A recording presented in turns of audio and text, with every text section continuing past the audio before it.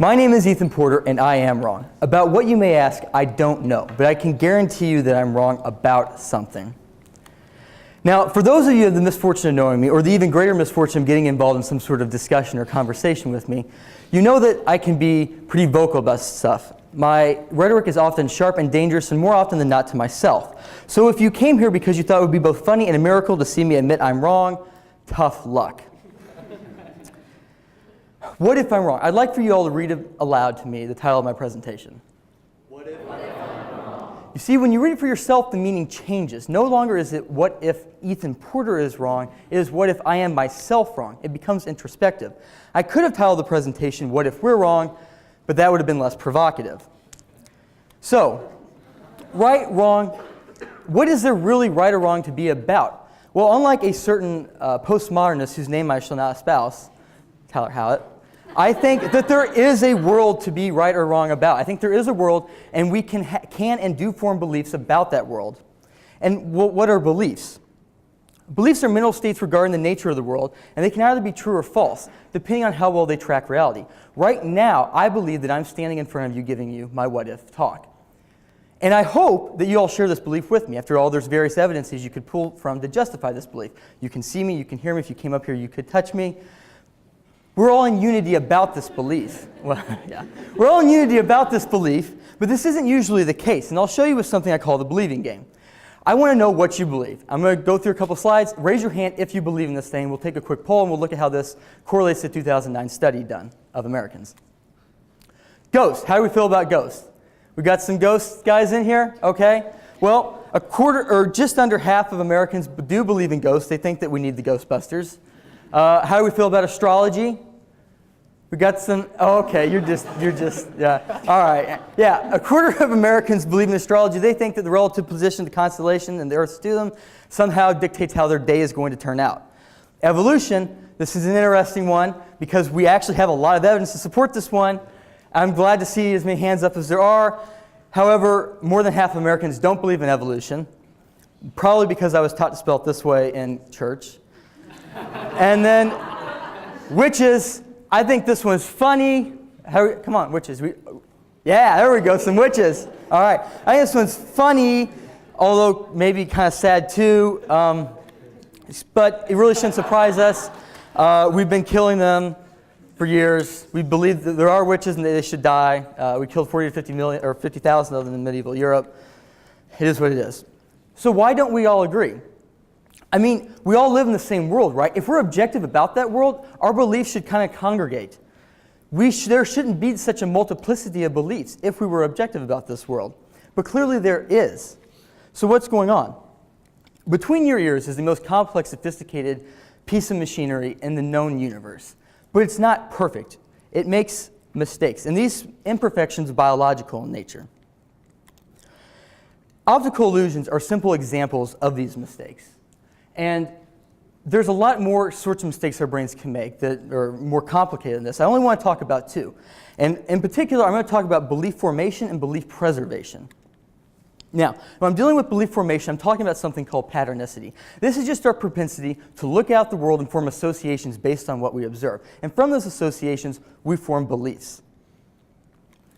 Now, it's easy to see in evolutionary terms why this would evolve. Imagine I'm an early hominid walking through Africa, and I hear a bush rustle. It could just be the wind, or it could be a lion. Now, evolutionarily, it makes sense for me to run and assume that it's a lion. If I'm wrong, I expend energy, sure, but I live to fight another day. If I don't make this association or assumption, I win a Darwin Award. But how much patternicity is too much? If I'm constantly forming associations, I can form false beliefs. I can make assumptions. I can mistake associations or coincidence for causality. And this can lead to false beliefs. I'm going to play a video here of a pigeon, and he's going to be forming a belief, a couple beliefs actually. One of them is going to be a false one. Now, it's a pigeon, but trust me, we're really not that much better. So here's a pigeon in a Skinner box. He's got the belief right now that when he presses this button, he's rewarded with food. But what happens when we set a timer to randomly reward him with food? Soon, he'll form an association with whatever he was doing at that time with the reward. And that right there, hold on. That right there, that is a belief being formed. That is what a belief being formed looks like. This is now a believing pigeon. He believes that flapping his wings gives him food. He's going to remember the hits, forget the misses, to maintain his belief. This is a superstitious pigeon. Okay. So we're back to beliefs. Once we form these beliefs, where do they go? What happens with these beliefs? Well, I call it belief Tetris. We understand, at least unconsciously, that our beliefs have to make sense. They have to be consistent with one another. They can't violate the rule or the law of non-contradiction. To do this, we employ the crane of bias, as I call it, and we move these beliefs around. We understand that our beliefs, like I said, they need to be consistent. And so what we do is we look for evidence that supports us, and we ignore evidence that we don't like. We play with the blocks that look good and fit into where we want them to fit, and we just ignore the ones that we don't like. An example of this that I like was from a 2004 study, in which participants, half described as strong Democrats, half described as strong Republicans, were asked to evaluate videos in which Kerry and Bush clearly contradicted themselves while they were hooked up to an fMRI machine.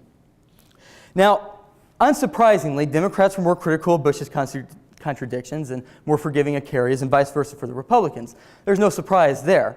What was surprising was what the fMRI showed our brains were doing. The dorsolateral prefrontal cortex is an area associated with reasoning, and this area was throttled down. However, the orbital frontal cortex, this is an area generally associated with emotional processing, was on fire, implying that we let go of reason in favor of emotion. And what's even more concerning is that once we arrived at a conclusion, the ventral striatum, an area typically associated with reward, was activated, implying that we were given a biochemical reward, probably dopamine, for maintaining our current belief set.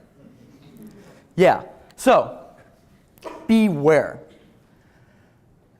Our beliefs, we don't individually analyze each individual belief or new belief or set of evidence. We have put way too much work in erecting our current set of beliefs. We've spent a lot of time and energy building them, and we want to keep them the way that they are. That scares the crap out of me. Okay? Now, we're operating I want to tie all this together. We're operating under the assumption that there is a world. I can form beliefs about the world, and those beliefs can be right or wrong. I have demonstrated that there exists a multiplicity of beliefs, and that we can't all be right. If you are like me, and you value truth the way that I value truth, that I care and want that my beliefs to follow truth, we need to all step back and ask ourselves, what if I'm wrong?